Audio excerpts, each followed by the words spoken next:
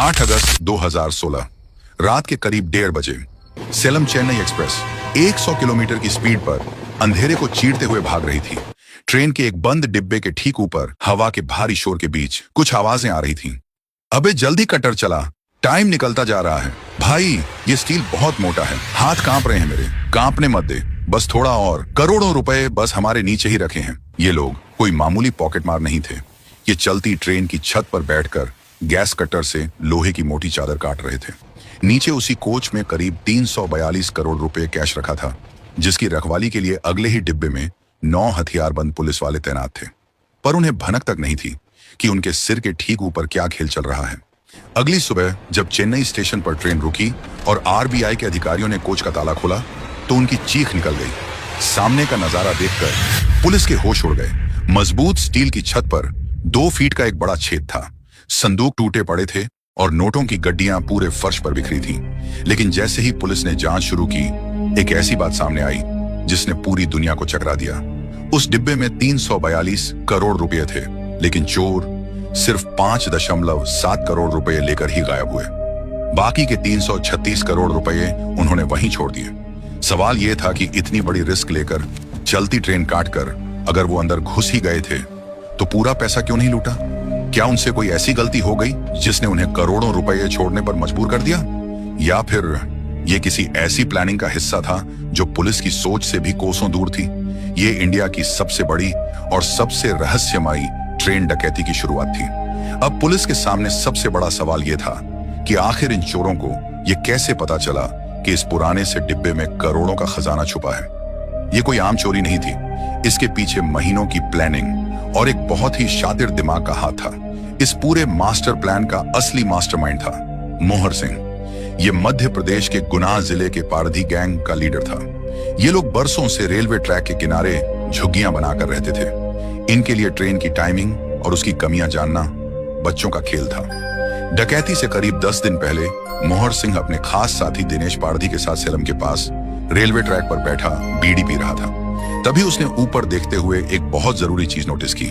मोहर ने दिनेश के कंधे पर हाथ मारा और बोला, देख दिनेश, सेलम से विरुद्धाचलम तक ऊपर बिजली की तारें नहीं हैं। इसका मतलब समझ रहा है? हम आराम से छत पर खड़े होकर काम कर सकते हैं। कोई करंट का डर नहीं होगा।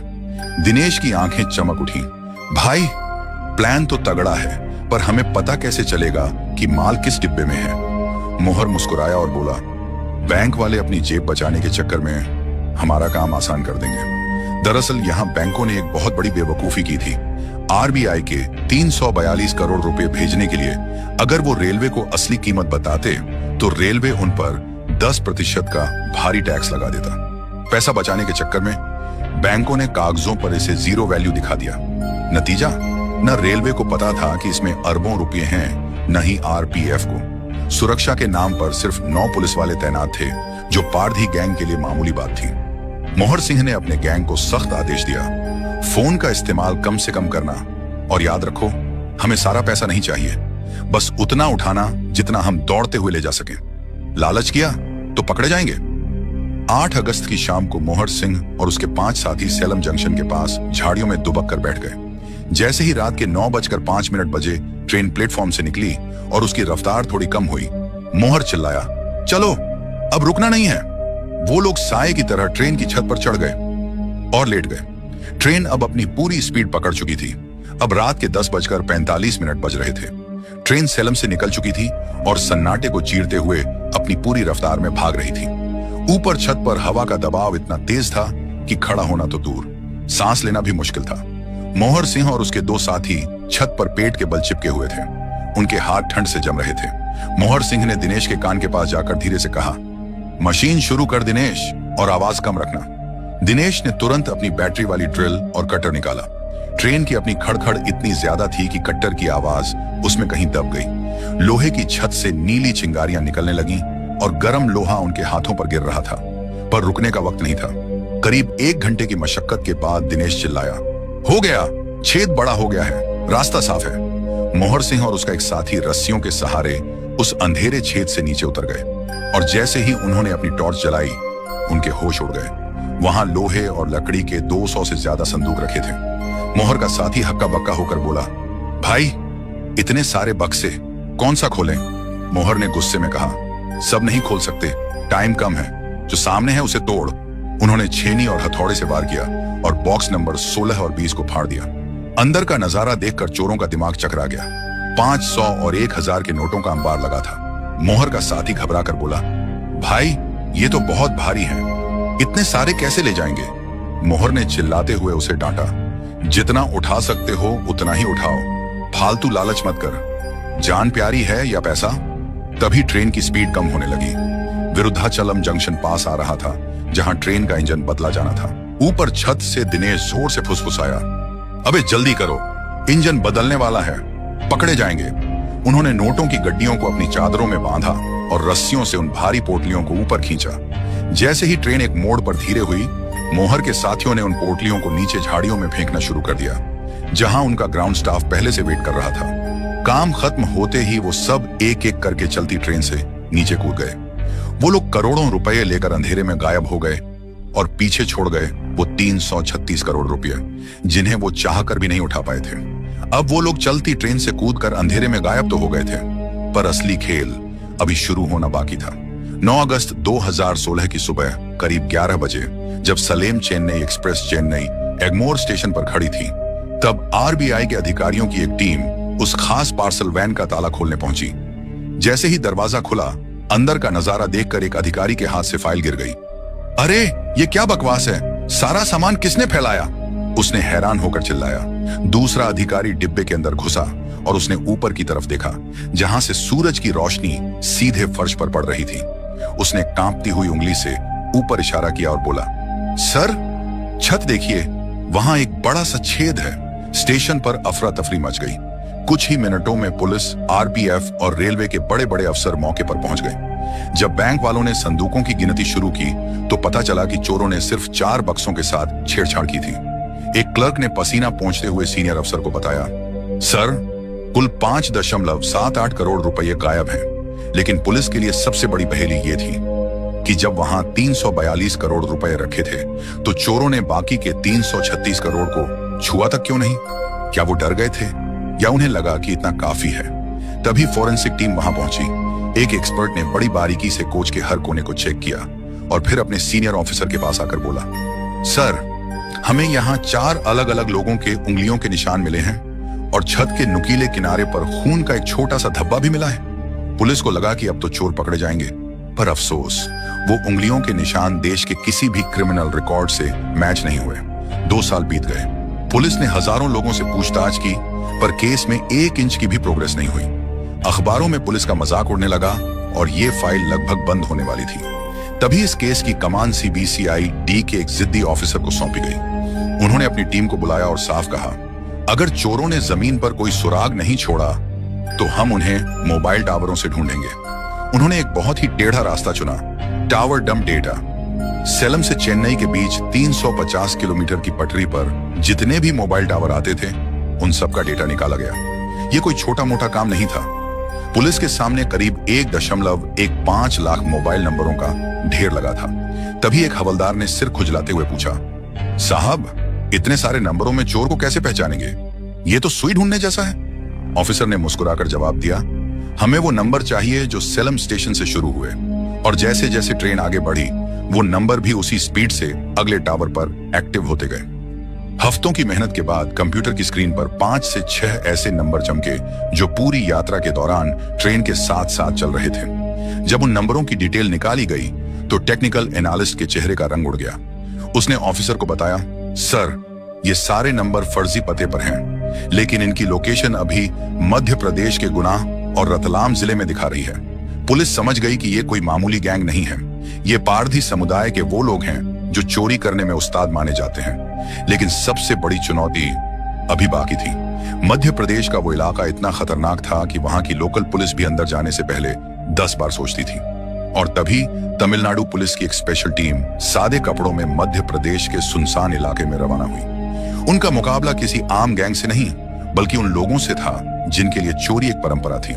पुलिस की टीम जब गुना जिले के पास पहुंची तो उन्हें समझ आ गया कि वर्दी पहनकर अंदर जाना अपनी मौत को दावत देना है। एक लोकल खबरी ने ऑफिसर के कान में फुसफुसाते हुए कहा, सर ये गांव नहीं, एक अभेद्य किला है। अगर हम पुलिस की गाड़ी में अंदर गए तो ये लोग हमें गांव की सीमा में घुसने से पहले ही घेर लेंगे और पत्थरों से हमला कर देंगे। पुलिस ने तुरंत अपना प्लान बदला। उन्होंने अपनी पहचान छुपाई और अनाज के व्यापारियों का भेष धरकर गांव में दाखिल होने की हिम्मत की। लेकिन जैसे ही वो अंदर पहुंचे, नजारा देखकर उनके होश उड़ गए। वहां की टूटी फूटी झोपड़ियों के बाहर अचानक से नई मोटरसाइकिलें और शहर वाली महंगी चीजें दिखने लगी थी। पर सबसे बड़ा धमाका अभी बाकी था। डकैती के ठीक 3 महीने बाद यानी 8 नवंबर 2016 की रात को प्रधानमंत्री मोदी ने टीवी पर आकर नोटबंदी का ऐलान कर दिया। 500 और 1000 के नोट अब सिर्फ कागज के रद्दी टुकड़े रह गए थे। जरा सोचिए उन चोरों पर क्या गुजरी होगी जिन्होंने अपनी जान दांव पर लगाकर 5.7 करोड़ रुपए के वही नोट लूटे थे। पुलिस की एक टीम अभी भी उन पर टेक्निकल नजर रखे हुए थी। तभी एक रिकॉर्डेड फोन कॉल में गैंग का एक सदस्य पागलों की तरह चिल्लाया, अरे भाई, ये टीवी पर क्या बोल रहा है? 500 के नोट बंद? अबे हमारा पैसा तो मिट्टी हो गया, हम बर्बाद हो गए। दूसरा चोर डर के मारे कांपते हुए बोला, चुप रह, अपनी आवाज नीची कर। अगर बैंक में ये नोट बदलने गए तो सीधा जेल की सलाखों के पीछे जाएंगे। एक काम कर, इन नोटों को जला दे, वरना पुलिस हमें ढूंढते हुए यहां तक आ जाएगी और हमें जिंदा नहीं छोड़ेगी। ये सुनकर पुलिस को पक्का यकीन हो गया कि यही वो लोग हैं जिनकी तलाश उन्हें 2 साल से थी। लेकिन पारधी गैंग को पकड़ना इतना आसान नहीं था। ये लोग पुलिस को देखते ही औरतों और बच्चों को ढाल बना लेते थे और खुद पलक झपकते ही घने जंगलों में गायब हो जाते थे। पुलिस को एक ऐसे मौके का इंतजार था जब ये लोग अपनी सेफ जोन यानी अपने गांव से बाहर निकले। अक्टूबर 2018 की एक दोपहर पुलिस को एक खुफिया जानकारी मिली कि गैंग के 2 सबसे खास सदस्य दिनेश पारधी और रोहन पारधी किसी काम से चेन्नई की तरफ जा रहे हैं। तमिलनाडु पुलिस ने तुरंत जाल बिछाया और इन दोनों को रास्ते में ही दबोच लिया। शुरुआत में तो वो मासूम बनकर मुकर गए। दिनेश ने पुलिस की आंखों में आंखें डालकर कहा, साहब, हम तो मामूली खिलौने बेचने वाले हैं, हमें क्यों पकड़ रहे हो? हमने कुछ नहीं किया। लेकिन जब पुलिस ने उनके सामने मोबाइल टावर का वो सारा कच्चा चिट्ठा रखा तो उनके चेहरे का रंग सफेद पड़ गया। रोहन ने रोते हुए पुलिस के सामने हाथ जोड़े और बोला, साहब, पैसा तो अब हमारे पास भी नहीं है। आधा तो हमने डर के मारे जला दिया और बाकी जो बचा था उसे कौड़ियों के भाव बिचौलियों को बेच दिया। हमें क्या पता था कि मोदी जी रातों रात ऐसा खेल कर देंगे। दिनेश और रोहन की गिरफ्तारी के बाद पुलिस के सामने सबसे बड़ा नाम आया, मोहर सिंह। जब पुलिस ने मोहर सिंह की कुंडली खंगाली तो उनके पैरों तले जमीन खिसक गई। वो मास्टरमाइंड पहले से ही मध्य प्रदेश की एक जेल में मर्डर और डकैती के केस में बंद था। यानी इस ग्रेट इंडियन ट्रेन रॉबरी का पूरा प्लान जेल की सलाखों के पीछे बैठकर तैयार किया गया था।